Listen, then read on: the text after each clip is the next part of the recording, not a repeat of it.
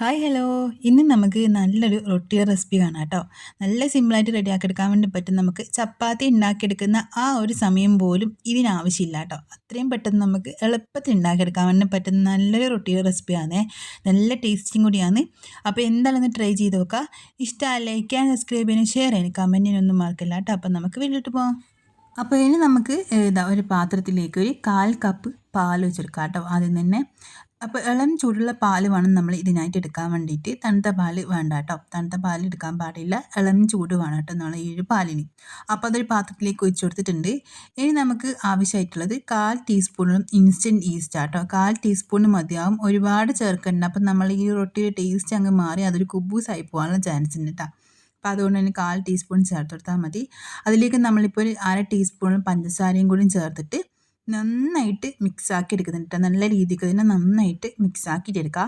അതിനുശേഷം നമുക്കിതിലേക്ക് പൊടി ചേർത്ത് കൊടുക്കാം കേട്ടോ. അപ്പോൾ ഇനി നമ്മളിതിലേക്ക് ഒരു 2.5 കപ്പ് മൈദപ്പൊടി ആട്ടോ ചേർക്കുന്നത്. നിങ്ങൾക്ക് ഇനി വേണമെന്നുണ്ടെങ്കിൽ ആട്ട വെച്ചിട്ടും ചെയ്യാം കേട്ടോ. ഗോതമ്പ് പൊടി വെച്ചിട്ടും ഇതുപോലെ തന്നെ റെഡിയാക്കിയിട്ട് എടുക്കാം. നല്ല ടേസ്റ്റിന് ഉണ്ടാവും കേട്ടോ. അപ്പം ഞാനിപ്പോൾ മൈദ വെച്ചിട്ടാണ് ചെയ്യുന്നത്. അതൊരു 2.5 കപ്പോളം മൈദ നമ്മൾ ഈ ഒരു പാത്രത്തിലേക്ക് ഇട്ട് കൊടുക്കുന്നുണ്ട്. എന്നിട്ട് നന്നായിട്ട് കുഴച്ചെടുക്കുക. ആവശ്യമുള്ള ഉപ്പും കൂടി നമ്മൾ ഈ ഒരു സമയത്ത് ചേർത്ത് കൊടുക്കുന്നുണ്ട്. ഒരു 1/2 ടീസ്പൂൺ ഉപ്പ് ചേർക്കുന്നുണ്ട്. അപ്പോൾ കുഴച്ചെടുക്കുന്ന സമയത്ത് കുറച്ചുകൂടി നമുക്ക് പാൽ ആവശ്യം വരുന്ന സമയമാകുമ്പം നമുക്ക് കുറച്ച് പാലൊഴിച്ച് നമ്മൾ നല്ല സോഫ്റ്റായിട്ട് ഈ ഒരു പാകത്തിന് വേണം നന്നായിട്ട് കുഴച്ചെടുക്കാൻ വേണ്ടിയിട്ട് കേട്ടോ. നന്നായിട്ട് കുഴച്ചെടുത്തിട്ട് ഈ ഒരു പാകത്തിന് റെഡി ആക്കിയിട്ട് എടുക്കാം.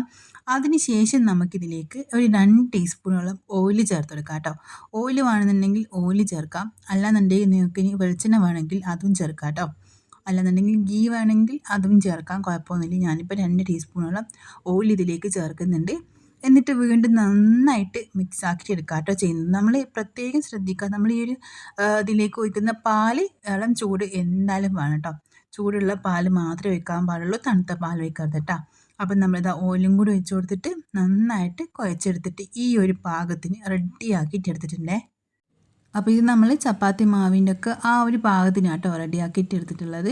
ചപ്പാത്തി മാവിൻ്റെ പാകത്തിന് നന്നായിട്ട് കുഴച്ചെടുത്തതാ ഇതുപോലെ റെഡിയാക്കി വെച്ചിട്ട് നല്ല സോഫ്റ്റ് ആയിട്ട് എടുത്തിട്ടുണ്ടേ.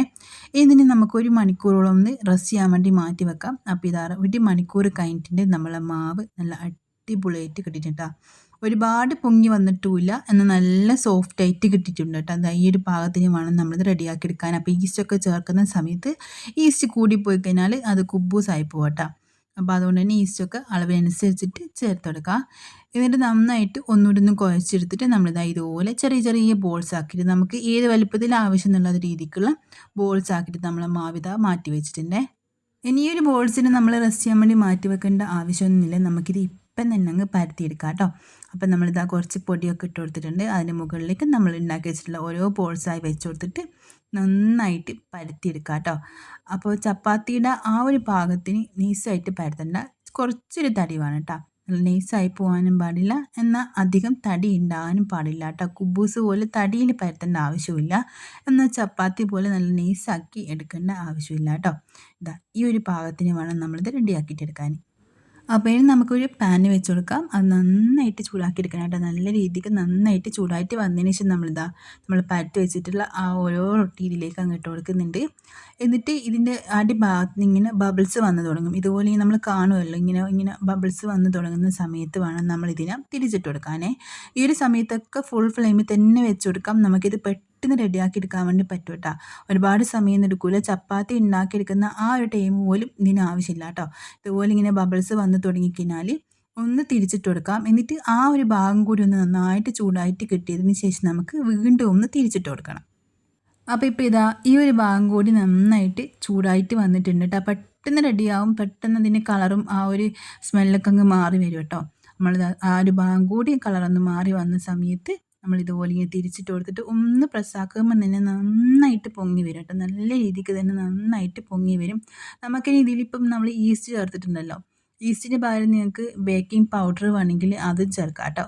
ഒരു 1/4 ടീസ്പൂൺ ബേക്കിംഗ് പൗഡർ ചേർത്ത് കൊടുത്താലും മതി, ഈസ്റ്റ് കയ്യിലില്ലെങ്കിൽ. അപ്പോൾ അത് നമ്മൾ പാലിൽ ചേർക്കേണ്ട ആവശ്യമില്ല. നമ്മൾ പൊടി കുഴക്കുന്ന സമയത്ത് അതിലേക്ക് ചേർത്ത് കൊടുത്താൽ മതി കേട്ടോ. നമ്മൾ ഉപ്പ് ചേർത്ത് ആ ഒരു ടൈമിൽ ചേർത്ത് കൊടുത്താൽ മതി. അപ്പം ഇതിപ്പം ഈസ്റ്റ് ചേർത്തിട്ടാണല്ലോ ഉണ്ടാക്കിയിട്ടുള്ളത്. 2 സൈഡ് നന്നായിട്ട് കളറൊക്കെ മാറി ഇതുപോലെ പൊങ്ങി വന്നാൽ നമുക്ക് അതിൻ്റെ മുകളിലേക്ക് കുറച്ച് ഗീയോ ബട്ടറോ ആക്കി കൊടുത്തിട്ട് ഇതുപോലെ റെഡി ആക്കിയിട്ട് എടുക്കാം കേട്ടോ.